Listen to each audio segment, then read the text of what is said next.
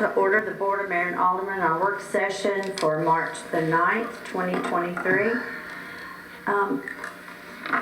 First item is I'd like to ask the board, have you had a chance to review the minutes of the work session of February the 9th? Are there any changes? If not, these minutes will stand as written. Item number 2 is a presentation of the downtown sidewalk project.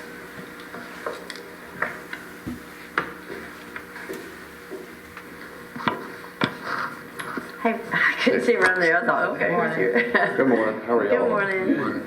I'm going to go through this really brief because I want to give some time for y'all to have some time for questions. Hopefully we can get some things to y'all and make this a little bit clearer. Just wanted to go through most of the drawings today to kind of go through what we've got and what we've got planned for the sidewalks for downtown. We'll get to some of the big stuff as far as demolition. Demolition on the project is pretty much going to be back of curb, face of buildings. What's in there is going to be gone as far as paving is concerned, as far as plant material is concerned.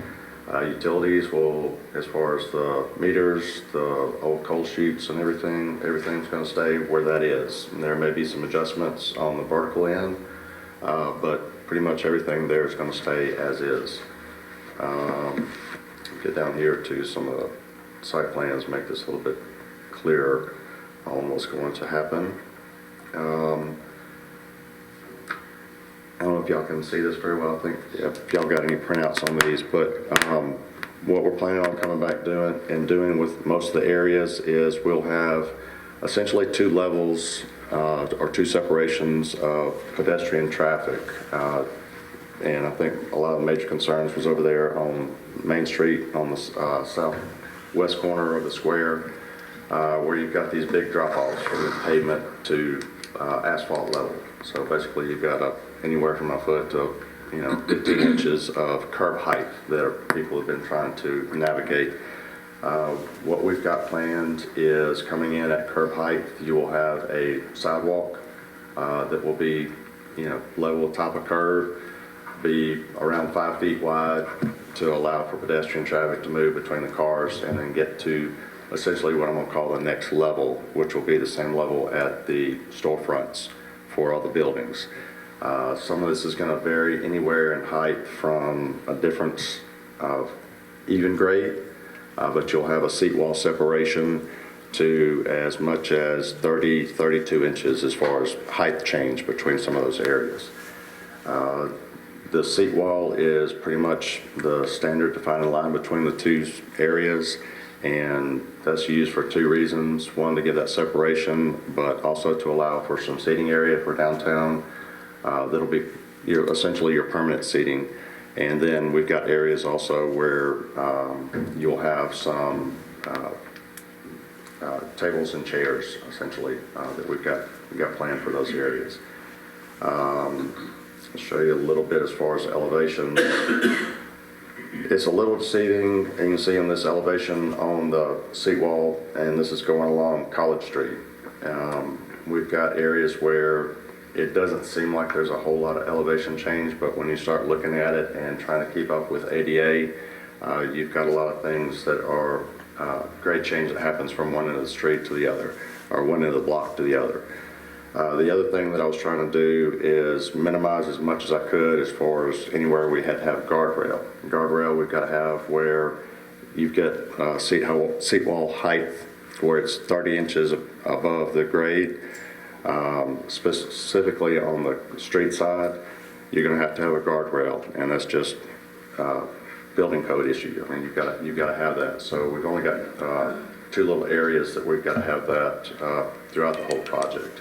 And that's why we've got so many steps in the seat wall, and that's just to minimize that guardrail situation. Just going to show a little bit on some of these little nook areas.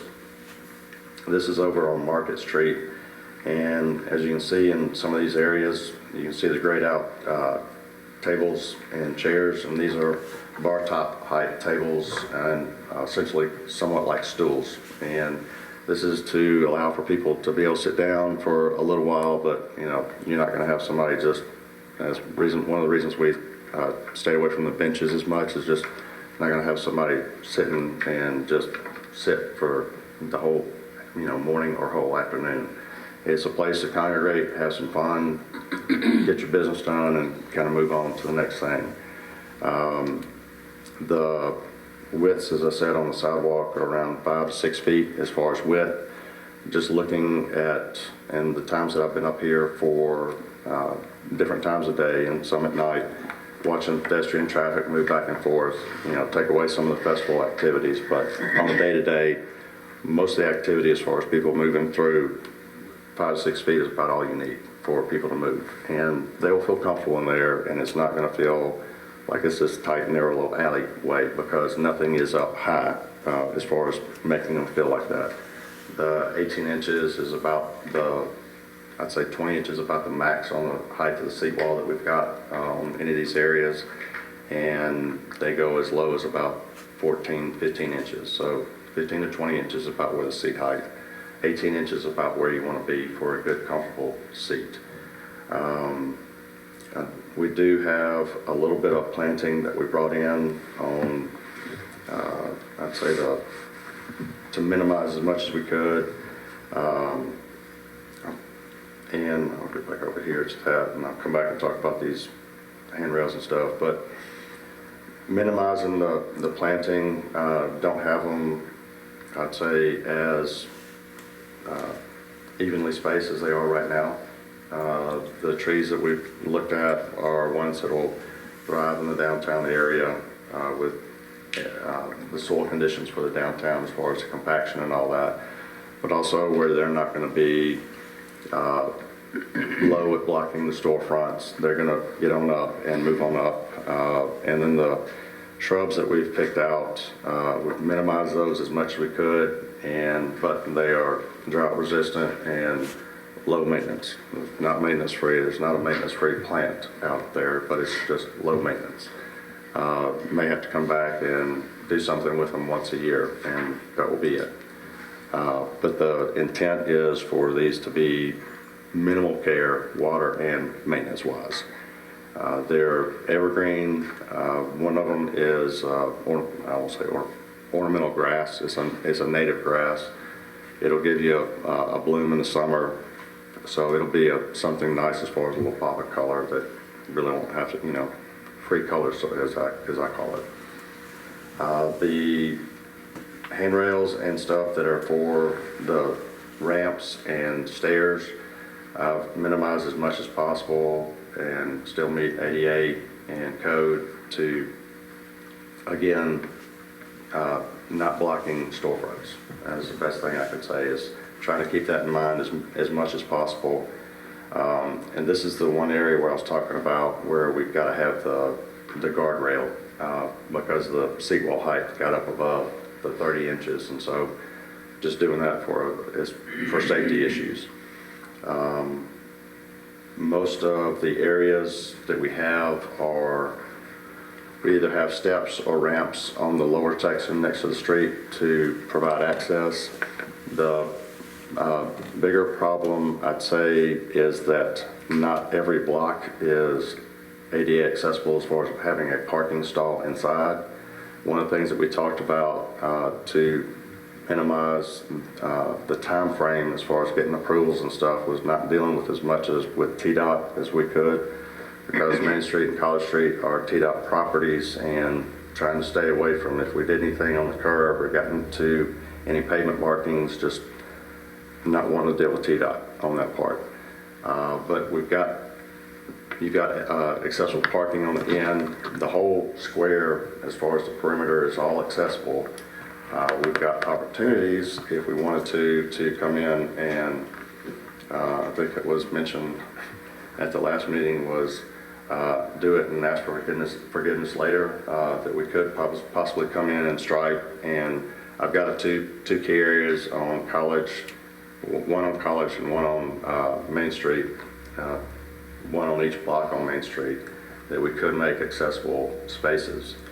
But that's just going to be, we can't show it right now, but it could happen. That'd be the best way to put it. The grades allow it that it could happen, put it that way. So I think we're good as far as the pricing is concerned. A lot of the stuff that we looked at when we did our original concepts, we had a lot of guardrail throughout the project. And again, as I said, I've done a lot of stepping with the seat walls to help minimize that and alleviate that cost, because that winds up being a cost that runs up pretty quick. And I don't think it's the best aesthetics that you can have as far as, along your main street and have these bars along there. It winds up looking like somewhat like a prison, so to speak. And it makes everybody feel kind of confined in the long run. But the seat walls are fairly easy construction. It's block and brick wall, doing a brick cap. Two reasons. One, I always worry about, and I'm not sure how prevalent skateboards are up here. You do a precast top. They always recommend putting the little skate stops that they can do. Skateboarders know how to use a flathead screwdriver, pop those off real quick. They know the tricks on popping those. You either do it one of two ways: is you make something that's going to be not real good for the skateboards to grind across as far as the top, or you either do the cap, it's the precast cap where it's got a beveled edge where they can slide on through it and it'll be fine. And you have to live with the black marks on the, you've got a nice big precast top and then you've got a black streak running down the side. So we're just using brick for the caps on the top of the seat walls to help with that, and not looking at doing any of the rounded special bricks as far as that's concerned. We're just going to do a standard brick on the top and do a little 2-inch offset for the top.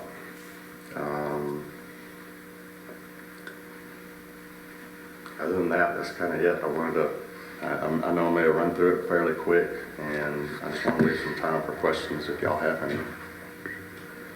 I think we were all worried about price. It's good to hear you say that you think everything is within what we budgeted. So that's, Yeah, I'm happy to hear the numbers I ran, and I'm gonna run some more numbers probably first part of next week just to double check, and I'll talk to Kevin about that just to get into quantities and specific quantities now. And I said we would be doing this as it came along. The last one that I ran through, we were under, and I haven't added anything as far as getting into the detailed design. There hasn't been anything that has come up that said, this is going to be an issue. I think right now it's just you got to run the numbers and see when y'all are ready to get started. Are we ready? Do you or Jamie want to remember how much under we was on the estimates? If your numbers hold up, how much was left out there, Jamie? Do you remember? For the sidewalk project? Right.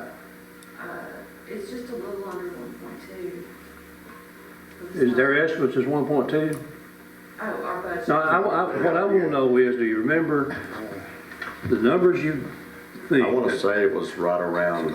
It was either somewhere in the upper 900s. I think or right at 900 $1 something million. thousand. Yeah. Yeah. So like if we had a couple of 100,000 left over, if we did, how quick could we go ahead after that bid came out if we knew we had some left over? Of course, we'd want to save some in case something goes wrong. Could we add another little section? How quick could you do that? I mean, Depends on which section. And the only reason I say that is Yeah. because if we've got survey information Right. for it, the only other area that I know we've got survey information on is on the south block of Main Street on the Market Street side. all right, The other areas we don't have survey information on. okay. So you're talking. I'm sorry, go ahead. So you're talking in front of Sissy's on this. We're going to do the southwest side. This would be the southeast side. Yeah, I'll show you. It's Because you. I'm sorry. That's fine, that's what I'm trying to find out. So it would be this side right here. Yeah, So That's the only other area where we've got survey information on, that we could Okay. turn around something. So I guess what quicker. I'm saying is that what I would want to do, I don't know if there's gonna be anything left over or not. Time to put all your numbers together and it bids. If it was enough left over to say do that section, say, since it's already surveyed and all, you know, I would be interested in go ahead and adding that if, you know, and to use that funding up. Okay. I'd have to defer to the gentleman in the back. But we're not gonna know to the Yeah. bids. We're not gonna know to the bids anyway. Yeah. If it's gonna be anything left out there, of opportunity or not, but we just need to use all we got budgeted. Yeah, no, I agree. And the one thing I think I talked with Kevin about was that, like with the furniture, the site furniture that we've shown on here, was that would be a, you know, direct purchase the city would make, and the contractor would install it, but it would be something that y'all would purchase directly and then send, you know, let the contractor. So that would install. not be in the bid process, that wouldn't be in the bid numbers, or would we do that out of our general fund? I don't know. That'd be our choice. It'd be y'all's choice on Y'all's- how our to choice. handle. I was thinking as far as from y'all, as far as if we got tight on money, that would be something to save money on, as far as, because you wouldn't have the contractor's markups and everything on it, and it would be, you know, owner supplied, as far as an install. And I think that'd be a good idea to really take a close look at that. Might probably save some money right there.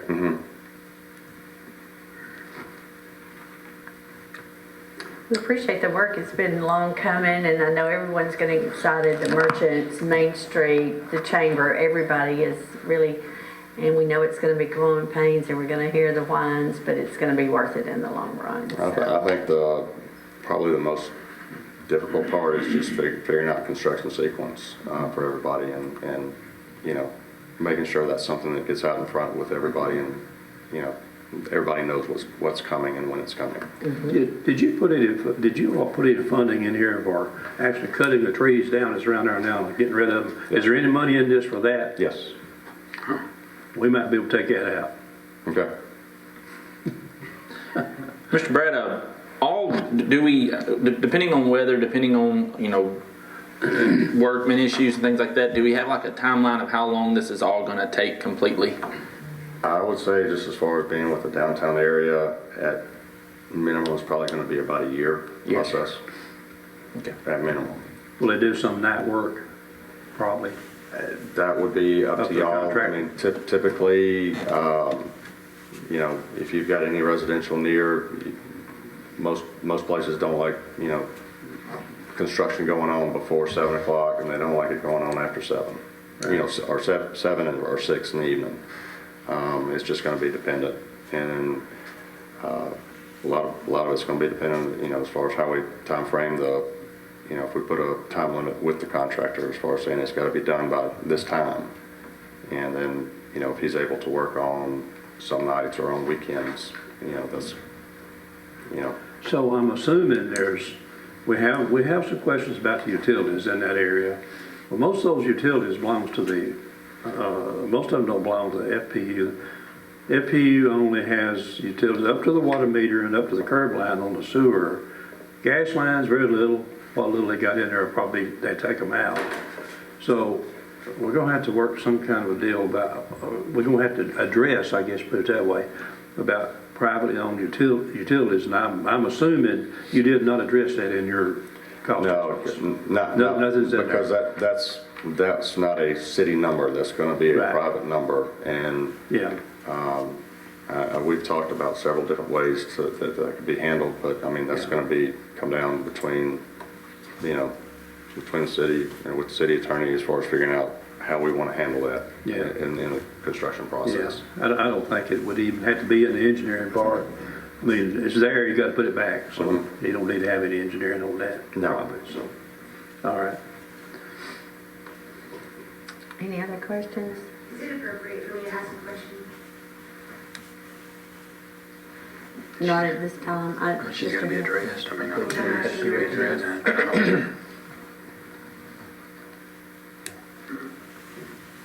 I don't have. I mean, I don't mind. That's what I'm saying. It's got to be addressed. We've I mean, done I it don't- before. Okay. I recognize Amy Bird to speak. Go ahead, Amy. I'm the executive director for Main Street, and so I talk to the merchants every single day. And one concern that they had was their glass fronts, and if y'all had recommended a method for the concrete removal that would, lower the amount of vibrations that they would have in their windows, because they're afraid, of breaking. Yeah, no, not yet, and that's something we've kept in mind since the first public meeting was about that. I mean, that was brought up then, and we'll figure that out and get that addressed. Okay, thank you. Thanks, Amy. Okay, if no more questions, we Mayor, appreciate it. I do want to add that Mr. Stringer did provide these slides, and if anyone wants a copy of those, we can make them a hard copy, or I can get you an electronic copy. Okay, thank you. That's great. I'm just wondering on that question about the glass storefront windows. It could be that the private insurance might address that. Don't know, but could. So that's just a thought. Okay, thank you. All right, Thank you, Mr. y'all. Bragg. Appreciate it. Okay, now with that going on, that's a lot of good news. We're glad to have that finally getting rolling. We'll go into department reports. First up, we have Public Works. Mr. Plunkett. Thank you, Mayor. In our last week, or this week's meeting, garbage cart policy came up again. It's recommended we just do away with our garbage cart policy at that time. After some discussion, it was decided that we would bring it to this board and ask this board to address a few issues. One of those issues is leaving the garbage cart lids open at all times. Not having a regulation on that. My concern with that is those carts are left open, trash is gonna blow out, animals gonna get on them. One of the main concerns is they're gonna fill up with water.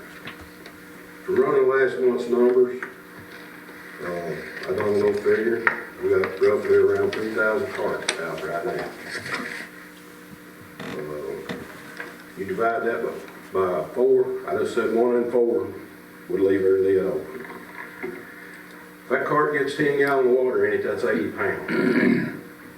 That 80 pound is going to cost, over the year, roughly, it cost us $1,700 a month, which is right at $20,000 a year, just because we let them leave their lids open.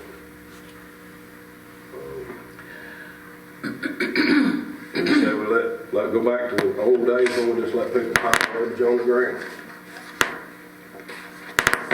Problem with that is, somebody's got to pick that garbage up when animals gets in it. They tear it over, it blows all over the street, then they go to calling us and let us know why we didn't pick it up. We got 2 men on that truck. We pick up in the neighborhood of 3,200 cans. And they do it a 10-hour day. They start at 1 o'clock in the morning. They don't have the time to get out and pick this trash up. The policy right now requires that they put their trash in the cart in a bag. A lot of people don't do that. It blows out and we get the calls. We're going to let this water stay in these trash cans. You got sludge. And I've got calls from several of you where the dump truck packed, the garbage truck packs when we pick their garbage up.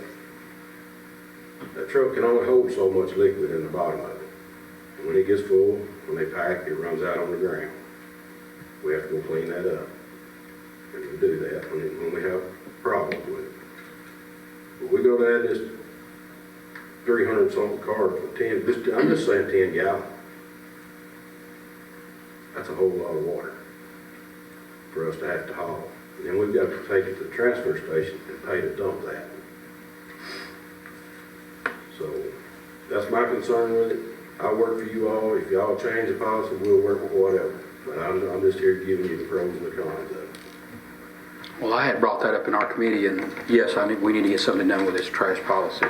Whether the wind blows it over, or a child comes by and picks up the can and knocks over just for pure meanness, we owe the citizens, they pay for this service, and we need to take care of it. Whether it's the garbage on the ground, one bag of loose garbage, I think we go to pick it up. If an animal picks it up, Eddie, they do 60,000 people in Huntsville, Alabama. And if you drive by there any given day, back roads, side roads, there may be garbage scattered everywhere. Those workers pick it up. And I called the director over there. He said they have not a lot of complaints. I think we got more complaints than they do. And we're a small town, but Let me ask you this. the height of the thing, when the wind blows over, it's not those people's fault that the wind blew that. It's just an act of nature. How many complaints? I'm gonna ask the whole board. We get a lot of complaints. Last couple of weeks, how many complaints have you all got? If you Last week was bad. We had a lot of wind. Did you get water in the garbage cans in? Because there was some blowed over. You know there had to be. If it was blowed over, they didn't have water in it. If the lids were blowed over, they had water in them. Altogether, since the beginning of the policy, I would say I've gotten 12 to 15. And let me use that for one example. Out of 7,000 people, you get 12 complaints in 10 years. But I didn't have think any we had a complaints policy change before the years ago. policy. Yeah, then you said 10 years. You keep saying, you said 10 years in a meeting as well. I thought this policy was changed in 2021, you said.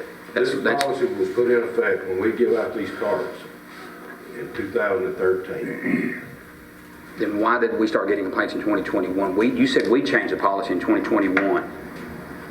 That's what you said in the meeting the other day, and that's what we did 10 years ago. I've never had any complaints. We just You weren't started. here 10 years. Go ahead, I'm sorry. My concern with the complaints that I had was them being left for the overflowing carts. And we had given some notes.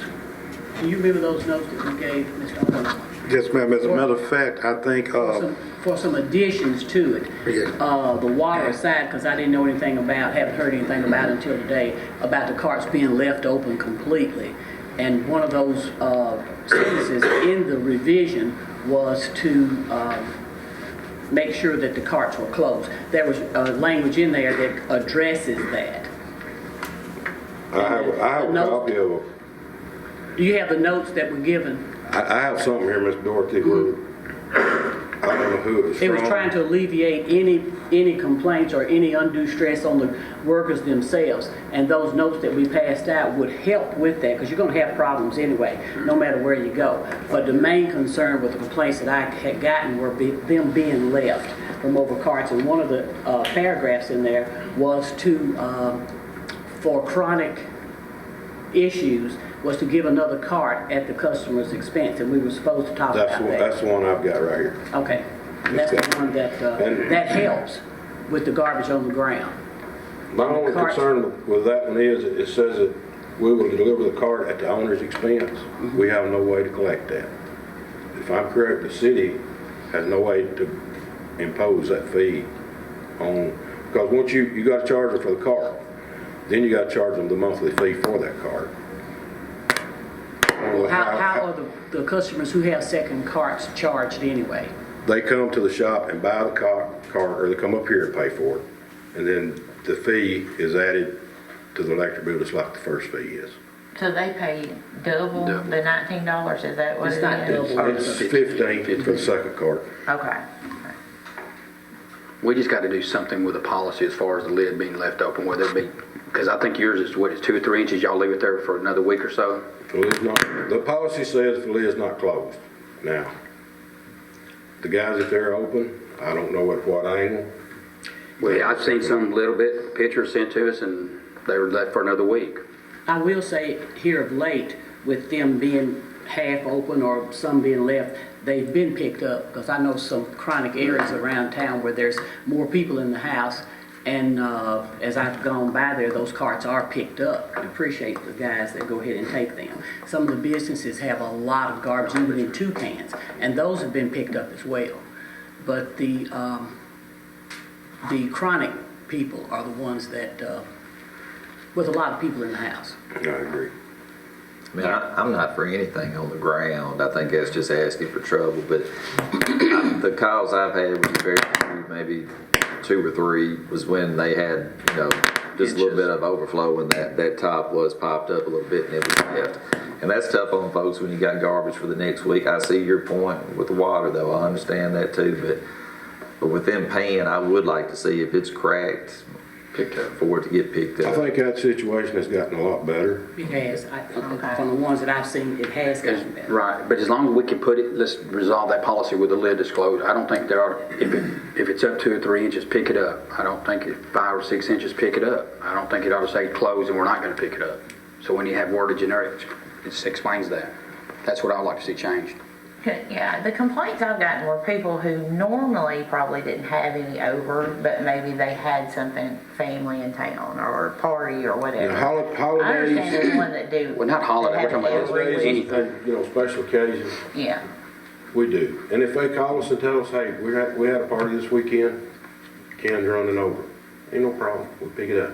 but say for instance, they didn't call, but they know the places they go, would they pick up if it were just once? Yeah, you know what I'm saying? I don't know. That's who I think I was getting the calls from. Or people who don't normally do that, but maybe had to one week. So, Are we gonna add the verbiage about them being picked up regardless? I understand about the cans being open because that slop is really nasty and people are complaining about driving through it, driving up onto their driveways and carports, because that smell goes up into the carport with it, so that is a big issue. I would suggest for the changes being made to it, submit them in an email to Kevin. Let's bring it back to. He's got the changes that's why we're here today to talk about the changes. Public Works Committee. Today, those are included in the package. Yeah, that's what I'm saying. I mean, I think we need to put something in motion today for a vote for Tuesday night to get this policy resolved as far as the height of it. They don't need to go back to our meeting again and push it to another meeting. That's why I'm saying is let's take it to a vote on Tuesday. Let's put that down in policy, some kind of verbiage to change 2 or 3 inches or 4 or 5 inches or whatever. If it's up that high, just pick it up. That's what I would like to see changed. Well, then you have the chronic people. I mean, I would think your men would use good judgment because they work this on a weekly basis. They know, but these chronic people, how are you going to, are they still going to be chronic? I think your guys take care of the people that's just every now and then, and probably right at the beginning it was very strict, but now your guys, they use good judgment on that. But I think if we start putting, they can stay open if it's going to go back to being open. And if it's a weather thing, it's your garbage can, you own it, you paid for it. Well, if it's your first one, you wouldn't. Just shut your lid. I mean, you would shut your garage door if the wind was blowing in, so close your garbage can lid. So, at the very bottom of the policy, I like the way that's worded. Let's see, Dorothy Small, after 3 warnings, the city may deliver an additional cart at the expense of the occupants. Maybe somebody that's a habitual offender would get a cart and it would be added. That's changes requested, that's not. Yeah, but I mean, would that work? Us issuing the warning is gonna be hard to do. They're gonna have to stop, get out of the truck, go to the house, and at 1 o'clock in the morning, it's gonna be hard to do. Could they write the address down maybe and then send a letter? There's been notes in the past left for requests. We still do that. If the cart, if the lid's left open or if there's bags on the ground, we do that. Right now. But in this language here, if people know, I would hope that if they know that on the 3rd time they're going to have another cart, you may get some results from that. I can work the warning part out. I don't know how we would work the extra cart out. Mr. Hill, can we enforce that on them? Issuing that an extra cart at our discretion? Well, I guess I'm thinking as a practical matter, I mean, how are we going to collect that? I mean, How are we gonna collect that $85? Right. To the extent somebody doesn't voluntarily pay it, and I'm thinking through my own mind, can we put a lien on their property or something? I'm not sure that we could. Would the additional $15 help though? I mean, if they do it so often, even if we weren't able to collect on that, would the additional $15 a month help cover? one thing another problem you're gonna run into, a lot of this rental property is owned by out-of-town people. Some of them cover their utilities, some don't. Then they're gonna go throwing fits because we put a fee on this house that this guy lives in Nashville, we put a fee, he never sees it, he just gets a check from the renter every month, and he says, I ain't paying it. What recourse we got to make him pay it? Then him and the tenants arguing about, they're calling us, complaining about it. It's Well, I would say that would be his responsibility to put the charge on the tenant. I don't know. I just figure most tenants, the utilities are usually in their name, normally, wouldn't they be? some are and some ain't. Eddie, I got an idea. I know some of my ideas have kind of been shot down in the past, but that's okay. And it probably would be an extra cost for the city, but could we possibly maybe in the future is there always a person outside the truck at all time when it comes and when the garbage can's picked up and thrown in, or is somebody outside or? Yes, sir. They have to go to the They truck. walk, okay. Walk and push it toward the boom. Bring the cart to the truck. Okay, what if you had say a clip or something that we put on those garbage cans and you put all your trash in, you push it down, you clip it, and if it's clipped then we know it's closed. Well, and then somebody comes up, well, it's time to walk, like I said, flip it open, then we can put it in there. That would solve that issue, I think, in my opinion. That would cost more money probably to add the clips to it. It would cost more money, but I think ultimately it will resolve the problem that we're having with keeping these lids closed. Now, obviously, we can't put holes in the bottom, like I said about the water, but I think, to keep them closed, if they fall over, the trash ain't gonna fall out because it's clipped. But I haven't seen it on the style carts we got now. I know back on some old carts years ago, they had a rubber strap that locked them to. But the style carts we have now, I don't know if I've ever seen any kind of locking mechanism put on. Let me ask you a question, Danny. Yes, sir. Are we considering on our next garbage truck to get one that's automated with only the driver and that's all? Yes, sir. See, that limit, if we do that, none of this other work. That's right. And let me give you a reason why we're considering this automated truck. Right. You can't buy the trucks we got now, two-man truck. So we're gonna have to go back to the 60 models truck like we used to have, where guys ride the back of it picking these carts up. That's 3 people on the truck. We gotta hire another person to put in sanitation. We're having a hard time keeping sanitation positions filled as they are. Is it just in that company that you have the trucks through now that doesn't carry them anymore, or are there not? I don't know of anybody else that makes a side load truck like we have now. Well, back when we talked about it before, I looked it up and I was able to find some that were the same style. And the reason I looked at it was because my concern with the automated, like my driveway, my yard's a ditch all the way around. I only have one place I can really put my can, and it is next to the mailbox. And I think there's a lot of people like that. That's what scares me about the automated, because I'm not sure everybody's property is built where they can put it 6 feet away from anything. You know what I mean? I think 3 to 4 away from anything. See, I don't The even further have away place. the better, but that's the general rule. Well, they get out every time to move that can. Yeah, but if To we get had it right, automated, if they had they wouldn't. Well, and that's what I'm saying, while they're out, he's already there, if the lid's just dump it and go on, because it's already picked up anyway. He moves it to the boom anyway, correct? He gets out of every thing and moves it, because the bottom, they're not lined up. Not a can out there is lined up. They have to get out and bring the cart to the truck. Automated truck is a whole nother issue right now. Our concern is this garbage that had been left. It has improved quite a bit. So the policy changes that we need to make, do we need to add Put it in these? here, write it. And forget about the extra trash can, and you kind of figure out how many people are chronic abusers and go from there? But making sure that all the garbage is picked up all the time If it's in that cart, it's picked without up. leaving cans, yeah. Without leaving, that's And what he the said. policy that some of these suggestions were taken from already in effect in other towns, because these just didn't come off the top of anybody's head. They came from policies from other towns that are that have these written into theirs.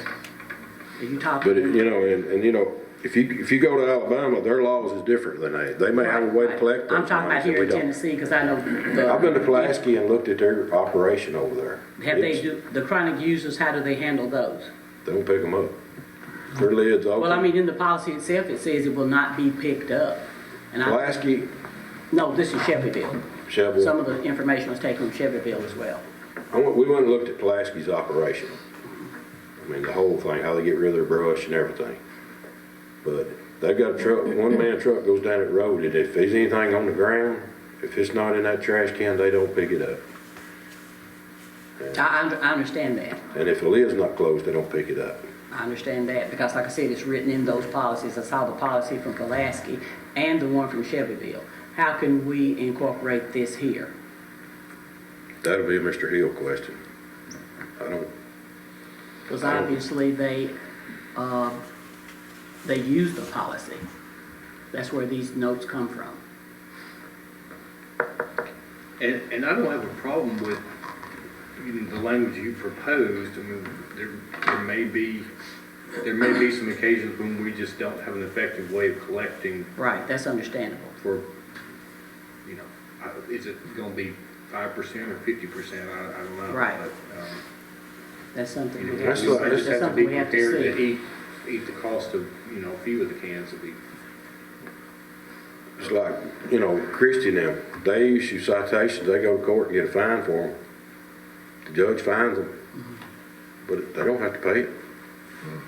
They sign I mean, several even of if we them. leave, even if we leave that part out in order to get the garbage off the ground or keep it from collecting on the ground, that would be worth a little survey, if you will, for lack of a better word, to see how much of that takes place after the policy changes, but make sure we pick up everything, even with the lid cracked. And I have to commend the guys for picking up lately. There's been some cans wide open and I've come back by and they've been gone, so that's a, I've tried to explain to them, if the wind's blowing, people can't help that. Right. You know, that's I'm always, talking about the ones that are overfilled. and, you know, if they're overfilled, I guess it depends on what the weather's running, how they feel that day, you know. That's what the policy would alleviate, how they feel. And it's, Just if to it's pick pouring the down box. rain, I can understand, they might not want to get out and get one where the lid's open. Policy says you don't have to. But there again, if the lid is open, we're paying extra for that liquid and we're gonna have the sludge issue. That's So correct. not only is it how much the lid is opened, it's the other issue that it brings when the lid is cracked. Yeah, but are you actually gonna get up at 2 o'clock in the morning, close your lid? If it's raining real hard? I don't see any of us getting up at 2 o'clock in the morning if the wind's blowing on that weather. I don't care how old you are, what age you are, what nationality you are. I don't see anybody getting up at 2 o'clock in the morning while it's thunderstorm, go out there and closing their lid before the garbage command comes at 3 o'clock. At all. And it's not their fault. I don't see anybody doing it. I'm not gonna do it, I'll be honest with you. I'm not gonna sit there and wait till the storms go and go, oh, I need to close my lid.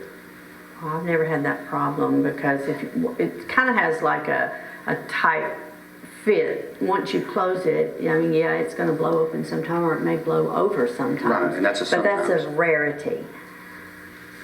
We're talking here about constant, so. Because we have graduation coming up, you're gonna have all kinds of events coming up, and you have all kinds of things in families, life happens, but there is extra garbage, and that's why I said the policy for the 2 or 3 inches needs to be, we need to word it something different. Because you got all kinds of things going on all the time. So what's the will of the board? I think we've discussed it.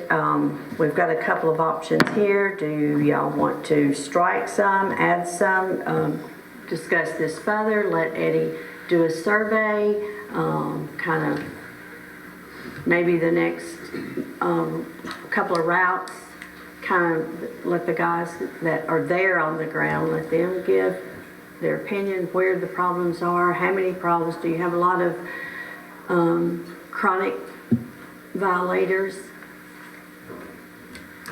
Does the board want to? I think that may be a good idea to find out where the chronic areas are, because that would be the areas that would have the most problem. Just so we're not leaving non-chronic people with their garbage sitting there because those cans are open every now and then, not every time. If a can's left open, we tag them now. We put a tag on it. If there's garbage on the ground, we tag it.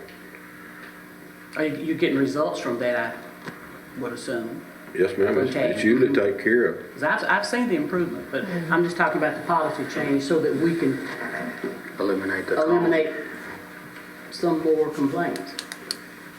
I just suggest we leave it like it is. But then It's we're going working back to good. the, we're still running around the same tree. No results. There ain't no tree. There's people gonna come still call us all the time about 3 inches. Why don't you have them call me? Eddie, I've already discussed that. They call up here and your attitude with them, you've hung up on people. You've talked, I've heard people So say when that. somebody, you call me and cuss me, Roger, I'll hang up on I you in a haven't heard anybody heartbeat. cussing you. I'm not on the other side, so I don't know what That's right, you don't know what the situation was. Well, I mean, that's Ask what I'm saying. Mr. Owens right here, how many phone calls he gets up here. The taxpayers, whether they cuss you out, it's our job to take care of the city people. To take I'll care start of giving us. them your phone number then. They have it. Okay, let's call this to order, and I've got a We need to- question to yeah. the board. What, do y'all want to give the garbage department time to check this out and into it further, see how it goes, make Use the their discretion or changes? something? Continue picking it up until we find out something? I mean, what are you saying? Well, go by the policy, whatever the policy says right now. We haven't made any changes to the policy, so we would, if we're gonna allow them to do a survey, we would stick with the current policy. Or does the board want to take it to Tuesday a vote? We would have to know exactly what the changes are gonna be. I'd like to hear back next month and see, about how many habitual offenders, if you think adding the policy of if they get 3 warnings, they would have to get an additional trash can, something like that. We can do that. And it would give your department time to sit with the guys, and I know that y'all discussed it over and over, but kind of sit with them and say, okay, be on the lookout for this, and kind of bring us back an idea. We need to know how to alleviate these problems. Is that fine with the board? Is that what? I think that's a good idea. I think that's what we need to do. Let the workers take note? I'm good with going over again for another month too. I mean, I don't mind the policy being what it is now but I know it's tough to say, well, okay, this one's cracked, so I'll pick it up, and somebody else says, well, mine didn't get picked up. But, and I haven't had a complaint in a while, but I have had a few in the last year that something was cracked a little bit. But if y'all are picking it up now when there is a crack, I don't mind leaving the policy like it is. I know we don't want a lot of water and slush and everything in the truck, and but I just want them to use a little bit of, Judgment. yeah, if something happens, hey, this one's never been overflowed before. Hey, that's, if somebody's chronic, I don't have an issue with leaving a chronic person their stuff there. That's my opinion. If they're continually breaking that every, week, I mean, I don't have a problem with leaving that behind. But I'm just worried about the people that every now and then something gets up, they're not even thinking about it, and they come out and they're like, gosh, I've got a full can. What am I going to do to put my garbage in for next week? So Let me tell you one situation we have regular. And I can name names if I need to. Their cart lid would be up this high. They go out there, and I don't know what they do. They mash it down, take bags out, and it's open like this. And they call you all complaining to us because we didn't pick their cart up. And we've got pictures of it before they done that. 2 hours before you got the phone call. So it's not always my guy's fault. I'll take the blame for all of it, but it ain't always their fault. If I can add one more thing, I think Alderwoman just mentioned keeping record. We have been keeping records since January. When I arrived here almost a year ago, I guess a relative complaint that came through the office was about garbage. They have lessened quite a bit. One of the things we did over the holidays, Eddie just picked up everything. It didn't matter whether he felt they were violating the policy or not. We picked up everything through, January, about 20, somewhere around. 20th of January. So we received very little complaints, and most of the complaints we receive is basically somebody, we just missed a garbage car, and sometimes it's because a car is blocking the way, or sometimes they can't get, but they have lesson, and we are keeping records as of January what we're getting in within our office, not Eddie's office, but municipal building office. Okay, so we move this on and we'll address it next month. You can bring it back up in your department meeting. You want to carry on? DeSoto Street, Mr. Hill's got that one, I think. It's Mr. Hill. So what I guess I have to say about this, we had, when the possibility of renaming the street kind of became an issue several months back, we were also at that point looking at possibly renaming a segment of Morgan Avenue by the cemetery. There was some question raised then about whether the state statute that there's actually a state commission that regulates renaming, removing monuments, various things that that are based on historical figures. So there was a question raised about whether we would have to seek the approval of this commission to rename. So I wound up speaking to two of the commission attorneys at that point. And in preparation for that conversation, I had researched city records to try to determine when DeSoto Street was named, what it was named after, and I didn't find anything, basically. Obviously, there's a 16th century explorer named DeSoto, was it named after him or something completely unrelated to him? I just couldn't nail anything down on that. So when I spoke to the two attorneys, they seemed to think that Morgan we could rename without any involvement with the historical commission if we had chosen to do that. But they did think that the commission would probably want to look at the DeSoto renaming. They did tell me at that point that there's the statute doesn't really have this in it, but they've kind of adopted a procedure to let you do kind of a preliminary request to see if the commission even wants to take up the renaming question. So that's basically where I'm coming to today is whether we want to consider this preliminary request. But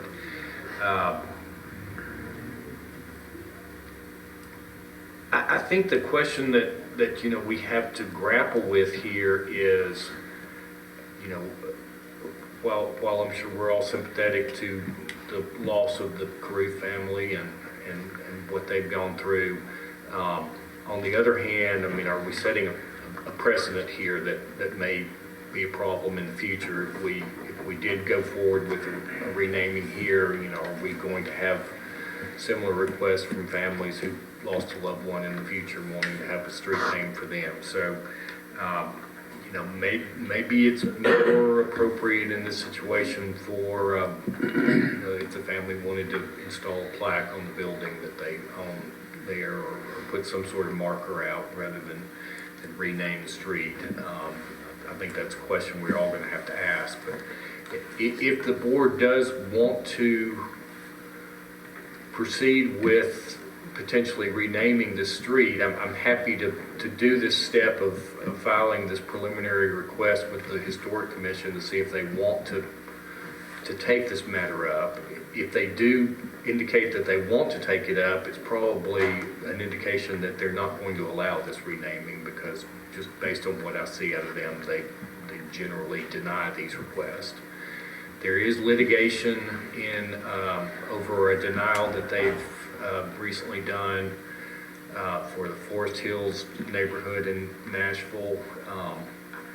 We could always see what comes out of that litigation. I don't necessarily think that statute's going to be invalidated. there was a bill in the legislature this year to take streets out of the jurisdiction of this commission, but that, I saw in the Tennessean earlier this week that bill has been withdrawn, so I was kind of watching that in hopes that might solve this problem. But basically what I need to know from the board is, you know, is there enough interest in potentially renaming this street to take this step? If so, I'm happy to do so, but you know, if the board is not in favor of this renaming, ultimately, I don't think we need to take the step, basically. So I just need some direction from the board of whether you want me to take this preliminary step and see what comes of it, or if we want to maybe recommend something other than a renaming here. Okay, what's the will of the board on this after hearing Attorney Hill? What is the recommendation of the board here? Mr. Caruth did understand that there may be an alternative to naming the street and take another path for the memorial that he's looking at. So with that said, and the possibility that it may be denied in the first place, why don't we just approach him, Mr. Owens, to see what he would like to do instead? Correct. Because the plaque, something on his property there that would memorialize in an appropriate way, I'm sure he would take that route as well. I feel like he would. I know I had Now, that's just my opinion. Yes, ma'am. I had spoken with Jack and Jill in the planning and codes department and suggested that, you know, let's see, that might be something, and I think it'll get more attention than maybe naming the street and having to go through all that. So I appreciate Mr. Caruth being willing to do something that's probably going to get more attention. So anybody else from the board? I would agree with all of the small. I think it's a good idea. There's also an alternative, Yeah, I think it's a good alternative that they could paint a mural on the side of his building that would really impact. And we might ought to think seriously. Now, we have changed a couple of streets' names, but I don't think it was taken away from anybody's name. We did it for other reasons. I don't think of it at one. Probably need to be very careful about changing these street names on opening up potentials.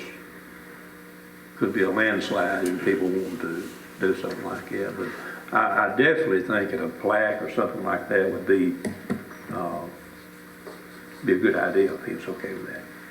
And I think, you know, you got to ask yourself whether you want to name something after a person in the future. If you know, if it's Well, if it's going to be difficult to change that once it's done. Yeah, once it's done, it's hard to change, but it tends to kind of open up some issues down the road. So I think we need to be careful about that. I agree. We might need to put some kind of policy together that the board really has something to fall back on naming and renaming streets. I was maybe suggested to city administrator, city attorney, and office staff and department heads, and everyone would be involved with that. Eddie would be involved with that at some point, probably. Take a look at that and get some type of policy in place to where maybe we won't have to deal with these kind of questions in the future.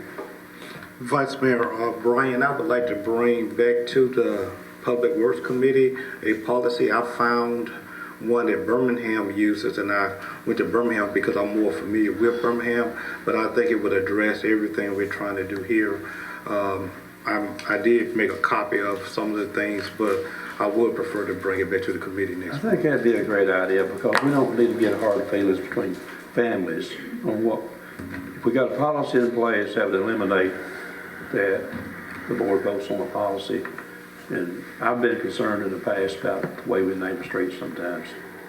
I really have. So.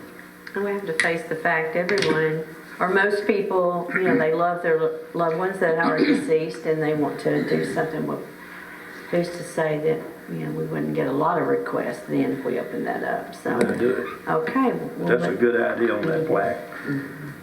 In fact, I think it maybe be a better idea. I believe it might bring more recognition.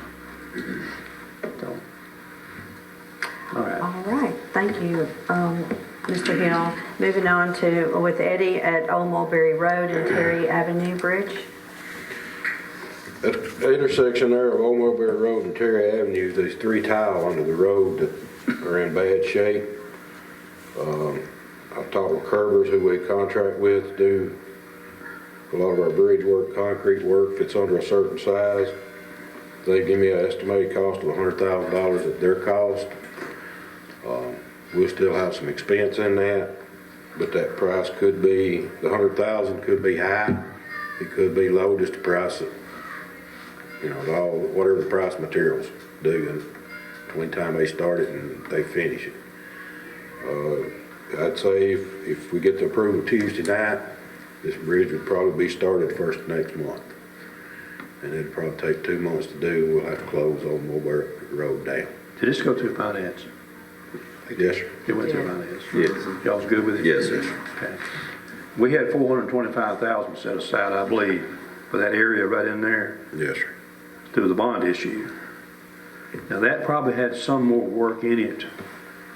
But now, what this is doing is it's getting it back over to the Curbers that we got a contract with to take care of it directly, which are, save a bunch of money. Same outcome, save a bunch of If we money. get it done before the first year, give you one example, concrete prices went up to $168 a yard. Yeah, sooner the better. And this includes another tile to help eliminate that problem, I believe, with that corner house of Ms. Watson's. Correct, it does. Been flooding pretty That bad. tile come out of the corner of her yard, which there's one there now, but it's small. Come out of the corner of her yard and go to the creek Yeah. across Mulberry Avenue, all at the same time this is done.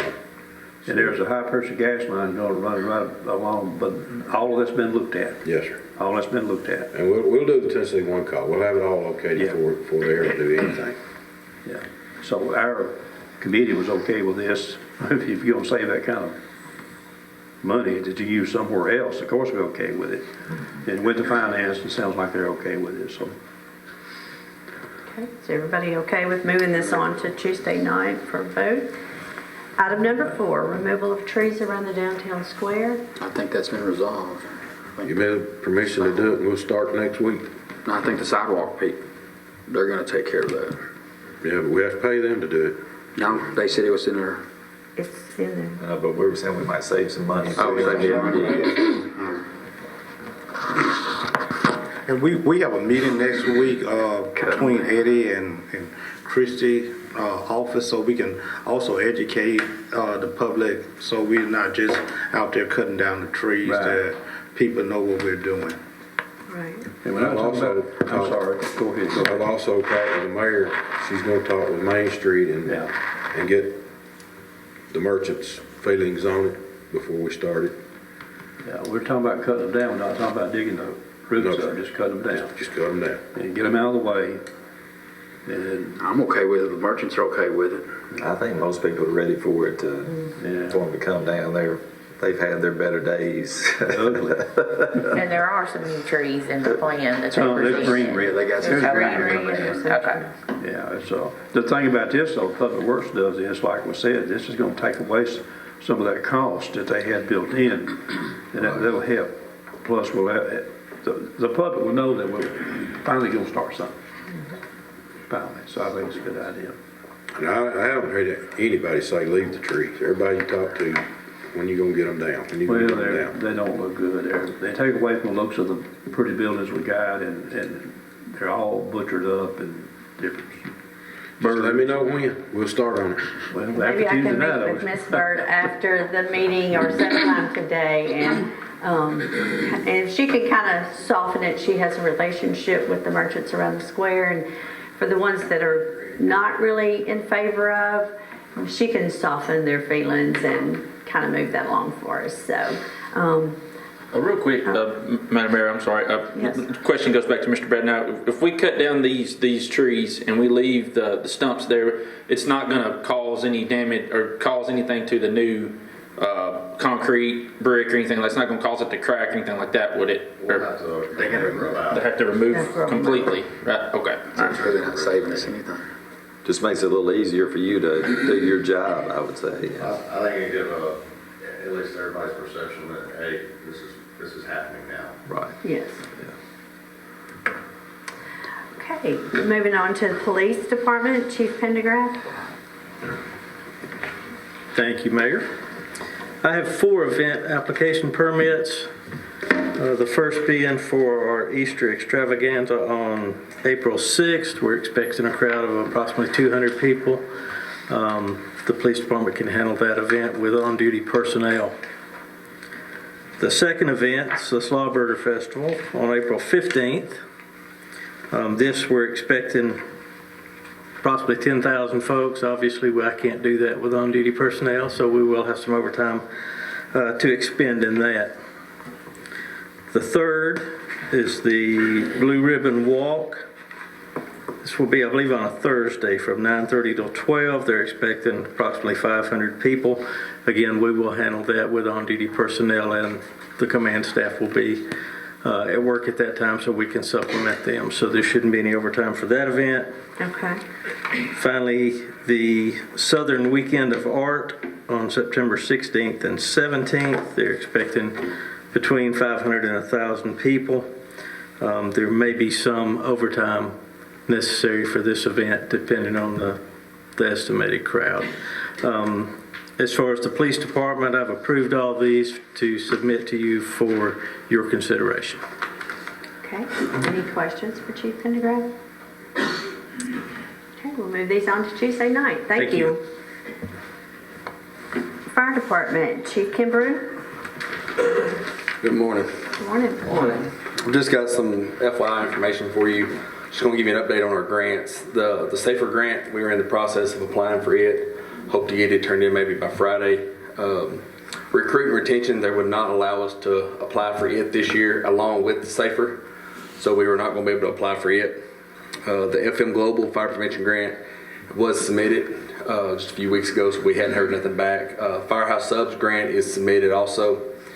The AFG equipment grant that we applied for, which was the extrication equipment, the airbags, and the highway stabilization kit, we did not get submitted due to them having the wrong email address for Miss Jamie. It didn't let us in our account. They put an S on her name and she don't have an S. So we wasn't able to get that one in. On to the airbags, y'all did approve $28,270. Y'all purchased 2 sets. After doing some digging, I found a company that would allow us to trade in our old sets, so they give us some money back. They give us 20% off each bag, as long as we were trading bag for bag, which saved us some money. And I was able to go ahead and purchase the 3rd set of airbags with just an additional cost of $19.76, and I'm just going to take that out of my operating expenses. So I'm not asking for no more money on that. Our ladder test was performed last month, and it did pass. Hose testing has begun, so if you see any of the guys out doing that, that's what they're doing. Our spring hydrant flushing will begin on March the 20th, and it'll run for about 10 days to flush all the fire hydrants. And we are also participating in a low-angle rope class that's going to be Monday and Tuesday of next week. So that's just some information that's going on with the fire department. We appreciate your hard work in researching that and being able to get that 3rd set of airbags. They give us 20% off for as long as we were trading bag for bag, so it was a pretty good deal. Yeah, that's great. That's great. Any questions for Chief Kimbrough? Tony, I know you and Jamie have been talking with finance about possibly getting a raise for the fire department and also for the police department as well. How's that going? Is everything going pretty good? I think we're going good. Right now we're focused on this grant because the deadline for it, and I've had to get with Jamie on some budget questions because they asked for budget information for like 3 years past. So we've had to do that, but we are kind of working on that too as well. Okay. All right. All right. Thank you. Anyone else? Parks and Recs. Mr. Carter. Good morning. Good morning. Our electrical work at Don Davidson Park has taken a little bit of a turn. Our platforms that we were having installed came up to be a little bit short. So we had to add some concrete pilings onto those to make those the correct height. They have gotten that completed and they have been added. Now we're still waiting on our transformers and also our control panels to get in. And we're still looking at a May time period for that to happen. So once that happens, we can get that completed. And also with Don Davidson, our drainage work, we're working with Mr. Plunkett on getting that completed. We're looking at pipe to go in and fit that. Hopefully we'll have that work done, hopefully in April. Our S.J. King restroom concrete bollards, we have gotten quotes in on that, and so we're looking to get that work completed within next month, probably within this month. Our Lee parking lot update, Mr. Plunkett is working on that with us also, and that's where we're working on cutting in, using that parking lot over there. And Mr. Plunkett came up with an idea of having one end where we'll have walkways for pedestrians, and then on the lower end we'll have actually the vehicles will be able to go in on the lower end. And Mr. Owens is going to have a little bit of a statement about our policy, as far as our insurance policy on that. Kevin, you want to go ahead and handle that at this particular time? Yeah, thank you. As Brian mentioned, and if you would look under item D1, it's a cost of an insurance policy. We were able to get the Lee parking facility adjacent to the soccer field for $1 a year, but we were required to do an insurance policy, and we will be asking the board for permission for an annual policy which will cover liabilities, and that will be an annual policy of $1,104.24, I think, for the policy. So we will be asking permission from the board to do an insurance policy on their field. That's just a one-time fee though, right? Year. An annual. Oh, annual. Okay. Yeah, so it will be renewed every year that we have. Okay, our spring sports update, baseball. We are ecstatic about our baseball signups, and it came in a little late, but we're looking at, we have like probably about 100 kids right now signed up. That's great. We are extending our ladies softball signups until the end of March. We were kind of slow in that, but we're looking to pick that up and extending that for a little bit. But we're really excited about that. Our strategic plan, the mayor and myself and Kevin, we were in a meeting. One of the things that we found out is definitely we need a strategic plan, and we're going to need that as far as applying for grants. It's going to help us out. It's going to give us something concrete, so whenever we have these grants and we're ready to apply for those, we'll have something concrete to give them and have they will actually know what we're wanting and what we're needing for those, and it's going to help us out. It'll greatly help us out. As far as wind damage, last week we had wind damage at Stonebridge Park. We had one limb to go through one of our pavilions. Insurance is we got insurance taking a look at that. Hopefully adjusters will be out here next week. Had another tree that was blown halfway over. Mr. Plunkett and the street department took care of getting that up for us. So we're looking at trying to top some of those trees down there. We have a few that are damaged and they're going to need to come down. So we're looking at trying to get that problem corrected. Soccer complex, our scoreboard it's installed. We're just waiting for the electrical connection to come up and have that completed. Pool house flooring, our guys have gone through and they have stripped the floors and cleaned it. We're just waiting for the right weather to come in so we can get that painted. And Stonebridge Park, we have some more repairs down there. We have around our water pumps, we need the sheds replaced. And we have a bathroom that Jack Williams is looking at for us to get the wooden side replaced on that. And we're painting the rails over the bridge there. So hopefully we can have all that done here within the next couple of months. And we're just kind of excited and looking forward to getting some of these things done to make the parks look better for us. Any questions? I have two. Yes, sir. Well, Don, you went back to Don Davidson. Yes. The apparatus had to be raised up. Yes. Why was that? That was because of the state. The state came in, apparently with our engineers, they miscalculated it. So is that going to cost anything extra? No. Nothing They got extra. that covered. Got that covered. I don't need any more information. Okay. On the scoreboard, Yes. Who purchased that, who purchased that scoreboard? Actually, some private individuals We purchased. didn't put any money in that scoreboard. We put no money in that scoreboard. Private individuals purchased that Yes. scoreboard. I mean, that scoreboard. Yes, Well, I don't know who they are, but I know who some of them are, so we need to thank them for it. yes. And make Yes, sure sir. that people know that we didn't purchase that, private people purchased that. Right. Whoever it was, but I won't name any names, I think I know who some of them was. And I guess that's all. Okay.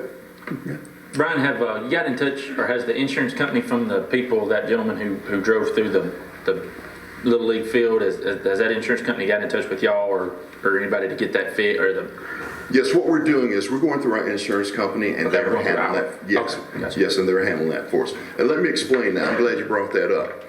Last Wednesday, there was an individual who ran off the roadway on Highway 64 and went through our kids' park baseball field. And actually, that individual clipped guide wires and knocked out half the electricity in Fayetteville. So, I thought it was the wind. Sorry. actually, it car. wasn't. Wind was Friday, and that accident happened Wednesday, 2 different occasions. Gotcha. Brian, back to number 6 on your report on that strategic plan. I think what we're seeing in the county and the city, a lot of these grants that are coming out require a strategic plan. So for us to be able to apply, we have to have this plan in place. Correct. And in looking at this, we've been approached by companies, and we can do this with the county, a joint effort. Both of us can use the information, and we would split the cost. Correct. So that's kind of what this is about. Mr. Owens, do you have any more you would like to add on that? No, the only addition to that, Mayor, I would say is that we have been approached by the county for a meeting since our committee meeting on Monday. So we will be having a meeting with the county about their interest in the strategic plan. I have one more question. Are you gonna cover number 2? Who's gonna cover number 2, permission for paving farmers? Who's gonna cover that? Okay, I was coming to that, and actually, Oh, okay. actually, leadership is taking care of that for us, Okay.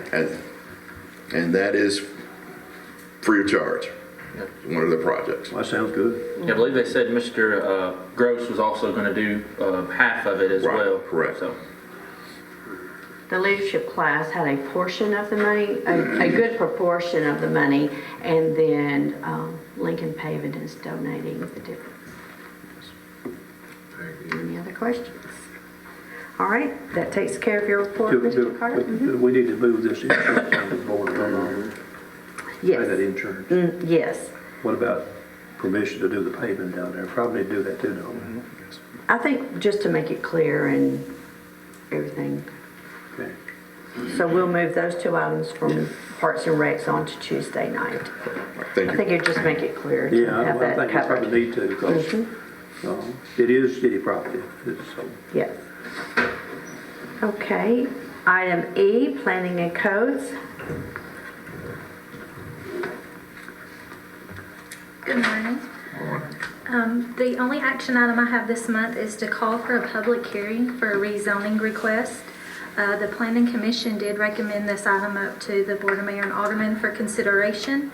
Mr. Dan Holt sold Miss Linda Gentle 0.52 acres on Green Street, and she is requesting to rezone this lot, it's an independent lot, from C3 to R1 for the purpose of building a single-family residential home. This month, we will only need to call for the public hearing, and then next month would be when it would be held and voted on. After the public hearing is officially called, our department will send out letters to all adjacent property owners, place a notice in the newspaper. It will be on the city website and Facebook page, and then posted here at the municipal building to get the word out to the public. Okay, any questions on this public hearing? We'll move that on to Tuesday. Okay. I did want to mention that we do have a Board of Zoning Appeals meeting called for March the 24th. There's 2 items on the agenda. One item is a property owner on Lewisburg Highway is wanting to build a garage on their property, but the lay of the land, accessory structures are supposed to be in the backyard, not front or side yards, but he has no way to put a garage on his property in the backyard, so he is going to BZA to request the variance. We feel like he does have a true hardship, and pictures have been provided, and Mr. Williams has went out and evaluated the property. The other item that will be on the agenda is for a special exception. There is someone who is wanting to purchase the old Schrader Auto Parts lot down here on Lincoln from SJ&L, and they are wanting to build and put in a laundromat. That is permitted in the C1 district, but only as a special exception from the Board of Zoning Appeals. If that variant or special exception is granted, then he would come to the Planning Commission with his construction plans and everything for approval. Okay. And Chrissy, right quick, where was the first item? What highway is that on for the special? Lewisburg Highway. I think it's 1012 Lewisburg Highway. It's the King residence. Okay, yes. Okay. Christie, we've talked a little bit about whenever we do make some changes on banner flags we've got around town. Have y'all worked any more on the language that we go in meetings? You still working on that? Yes, sir. And I've actually taken that through the budget process, putting some money in the tourism fund. Okay. I worked with Miss Jamie. I did get a quote back from Display Sales, who we had ordered our last banners from for 60 banners, the same size and everything, same material, and it would be a custom design. We haven't worked out artwork or anything. Okay. That will come to y'all, but the quote came in at roughly $6,600, I think. Okay. But we are going to put that in the budget. All right, thank you. There's also going to be some discussion of that at strategic planning. Okay, all right, good. Thank you. Thank you, Chrissy. IT Department, Zach Sibley.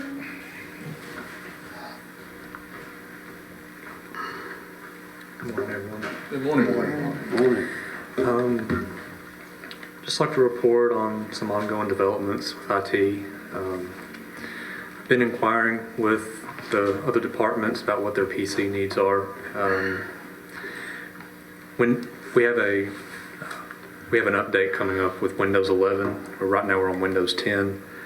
Microsoft has stated that Windows 10 will end support in 2025.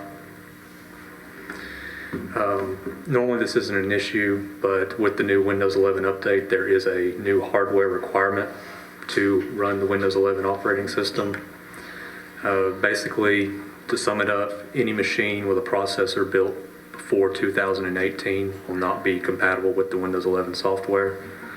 So I ran a report, and we have over 30 machines currently that do not meet this requirement. So that'll be at least 30 machines that will have to be replaced. We've also had a couple complaints from users in some of the buildings about the speed of their machine. Some of them are built in 2012, 2013. They are due for an upgrade. So I figured with this Windows 11 upgrade and user complaints, this may be a good opportunity for next year's budget to go ahead and work out getting these machines replaced. Also been working with Jamie, finalizing my budget. She informed me that user cell phones, Verizon cell phones, are going to move into my budget. So I've been looking into solutions for it's called mobile device management, references MDM. This typically gives you more admin control over phones. In the case of, important to me is sometimes people will put their personal Apple ID on a phone and then they hand it back in. When they do that, I have no control over the phone. It's reliant on them to know their password, give me that password so I can disassociate that Apple ID with that device. In the past, we had an issue with that with iPads, with Planning Commission and the board. I've resolved it for now because I've set up Apple IDs for everyone, but an MDM would give me more control over preventing that from happening in the first place. Okay. Also, regarding the OmniCourt software at the police department, just an update in that we had a gentleman from Southern Software. They are the company that provides the RMS software for the police department, their record management software. He actually informed us this week that they are currently working on an interface that will work with one of the potential alternatives that we were looking for. Local government has a software called Cetrus. It's their court reporting software. Southern Software is currently working on an interface that will allow those two systems to talk to each other. And that was one of the things that the police department was wanting to be a feature to move into for their court reporting. Nothing final yet, but it is an update that's good to know, because that was one of the things that was hindering us before with moving forward with them. A couple other things. When the power went out last week, we found 2 more battery backups that were low on their capacity. I switched those out. Also bought 2 more webcams. We had a couple of users that have been doing more video calls with other companies, so I got some more webcams for them to use and utilize.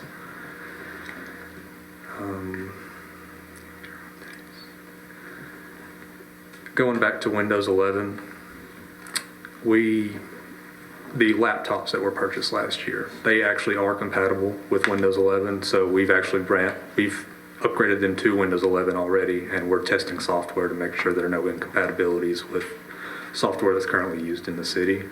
So far, there's been no issues, so hopefully it'll be an easy transition when we do go with Windows 11. One more thing. I found a new way to back up our email data. Before, the method I used basically relied on how I back up machines. Your Outlook program will create an offline file, and I've basically been relying on this offline file called a PST file that would back up all of your email data. I found a new solution where we actually can point directly to our online email environment, and it will individually back up each email account individually. There are services out there that provide this to you. They typically charge you $3 per account. We have over 120 emails. Would have been like over $4,300 a year to do this. I found a way to do it in-house at no cost. It's just an update. That's great. That's my report. Thank you. Always saving us money and taking care of us on our computers. We appreciate that and all other technology. Does anybody have any questions for Zach? Thank you. Thanks, buddy. Okay, now moving on to finance, item G1. This is ordinance 2023-03. Ms. Owen?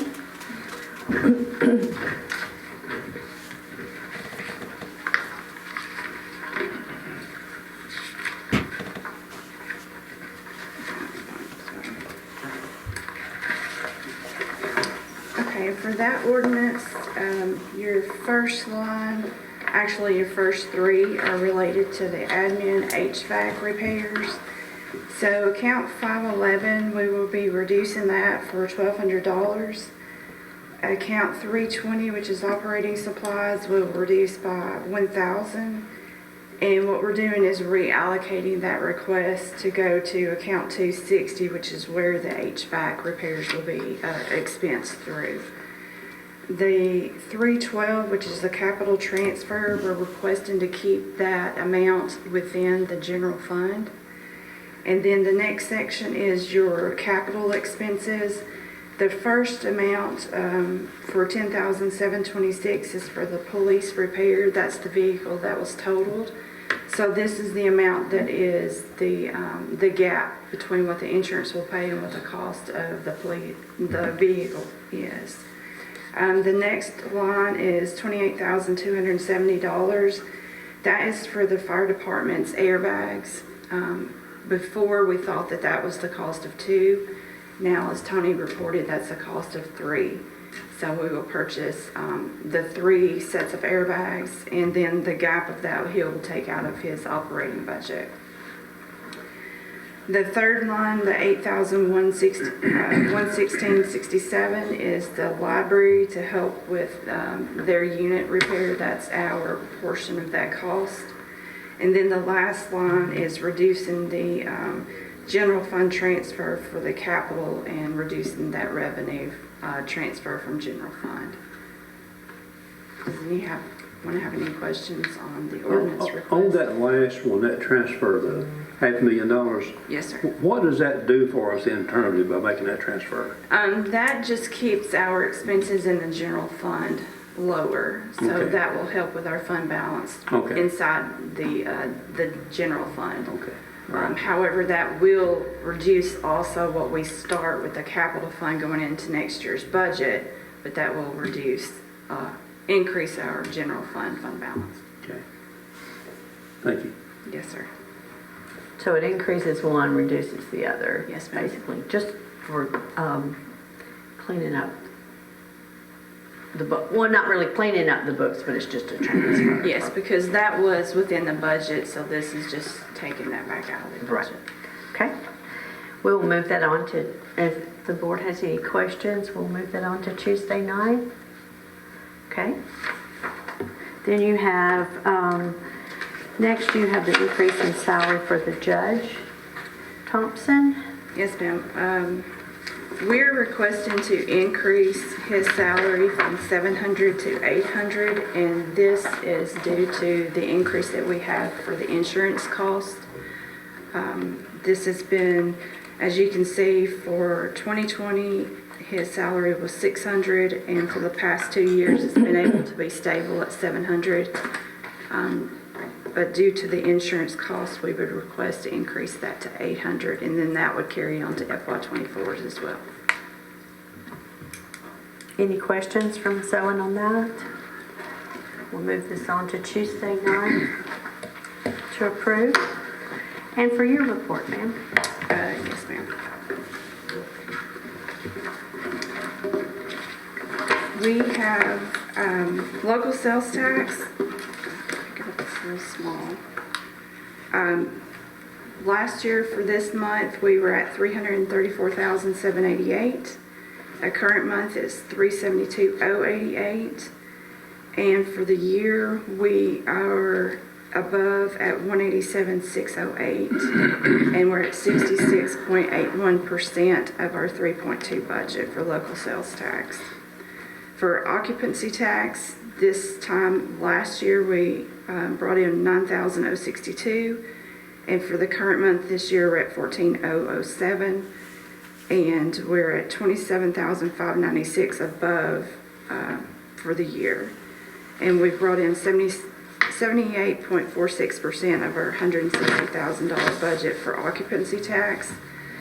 For property tax, last year, this month, it's $235,173. And for this month, we're $581,944.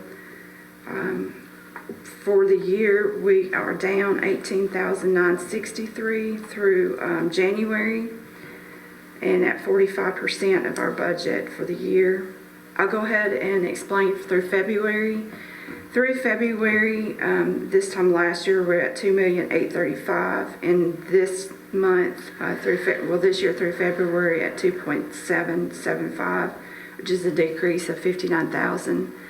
However, we are still getting taxes in some of our prior year's taxes, so that gap would be covered with our prior years, say our years of 21, 20, 19. So we do have some of those coming in as well.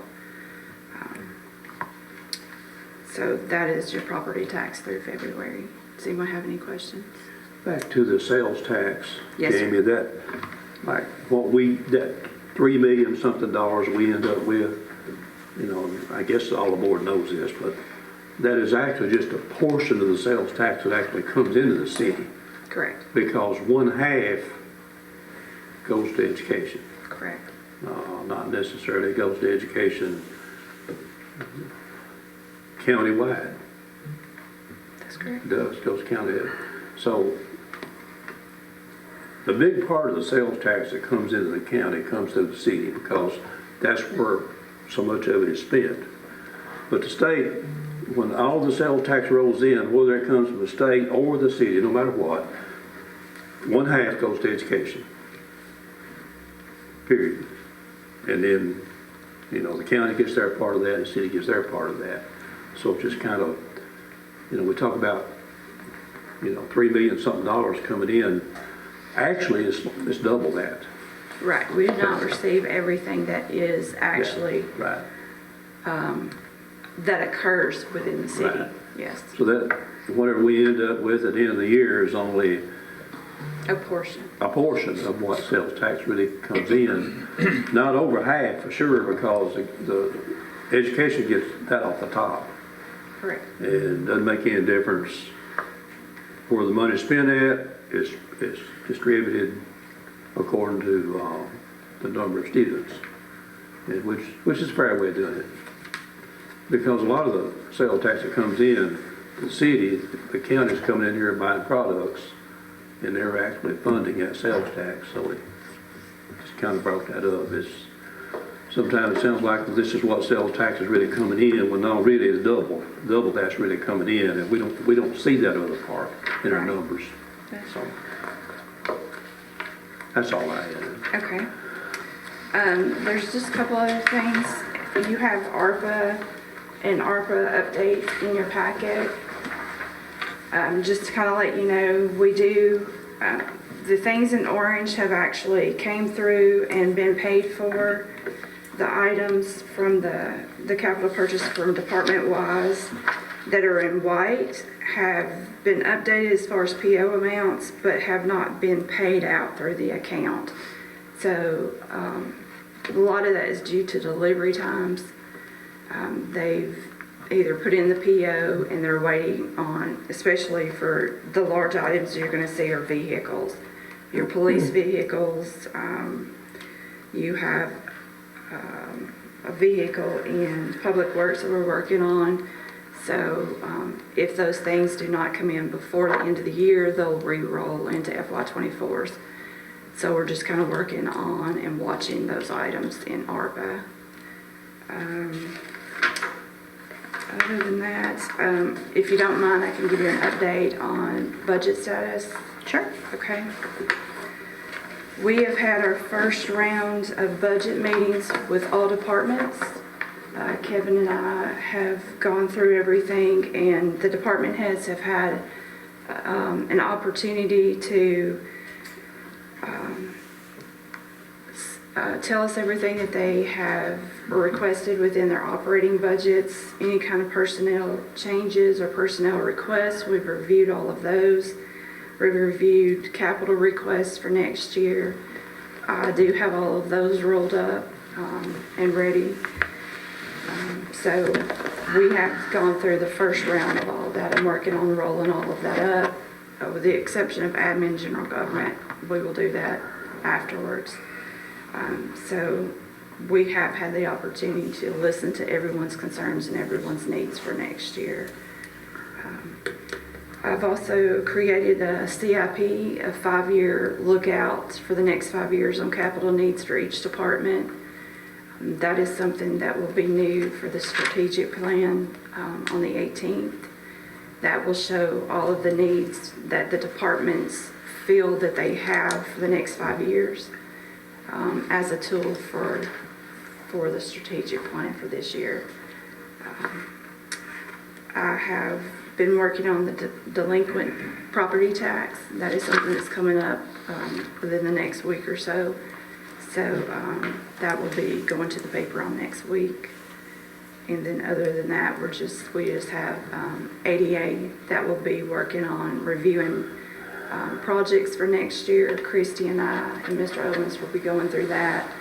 And anything that we feel that we can bring to the board to put as far as projects in the budget of next year, those will be considered as well.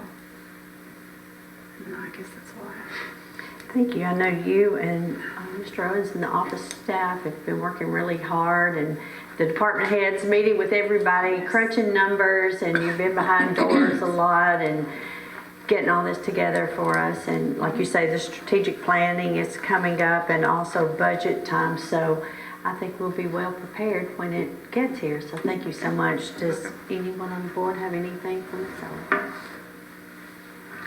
Thank you. Okay, under administration, Mr. Owens, you have the number 1 and 2.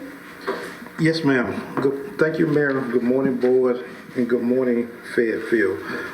The first 2 items under H, administration, I do want to appoint an active city administrator in my absence, and I want the board to, I will be making a recommendation for the board to consider appointment made last year, Pam Gentry, to serve in that position in my absence.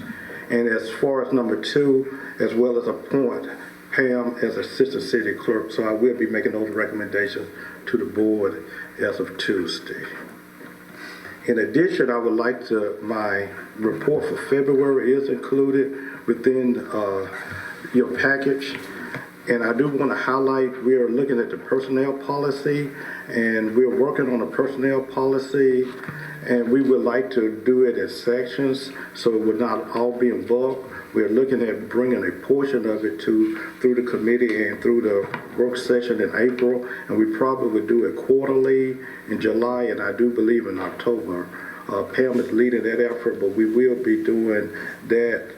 So the review at the end of the year, you will have time to soak it in without it all being piled at once. We're also looking at cleaning up and making some recommendations on our record retentions, and we're looking at some insurance that will also be coming to the board. Jamie mentioned budget. I do want to commend staff. We've been really working hard, and all of the departments have been working to prepare the budget, and I think official presentations will be done on April 13th, and I think that's a 5 o'clock session, but we will be presenting, I think, on the 13th as well as the 20th of April. Staff is also working on some things. We have received the majority of concerns for strategic planning, but also asked departments to give their priorities. So some of that will be given to you all for information, as well as to let the public know we're working on our presentation for Hamburger on the Hill, which is March 29th. So we're working to give a good representation from the city of Fayetteville. And otherwise, if you all have any questions, that will conclude my report. Anybody have questions, Mr. Owen? Any other comments, statements? I would certainly like to thank all the department heads and employees, across every department for the work that they do in the city. We've been talking about the garbage issues and whatever. That's residential issues. That's not the employees. The employees doing a good job on all that best you can. And I want to thank all the department heads, every single one of them, recreation, all of them, finance, all of them on the work they do, along with their employees. I think we're very fortunate. Thank you. And Mr. Owens, also in your report, going back to that, you have given in the package a report, and it's very extensive on what you've been working on. So the inner workings in the city is going great. So I appreciate that. It is, and I do want to echo what the vice mayor has mentioned. I have had a chance to serve 3 other communities, and I have to say our staff is the best that I've seen. So, well, of course it is, and I thank you all for leaving me or giving me this staff, because they're great. Well, his evaluation's coming up. I hope. Moves it a little bit up. I done turned mine in, so you don't better be up no more. I done turned mine in. Okay, if we have nothing else from anyone, then we'll call this meeting adjourned.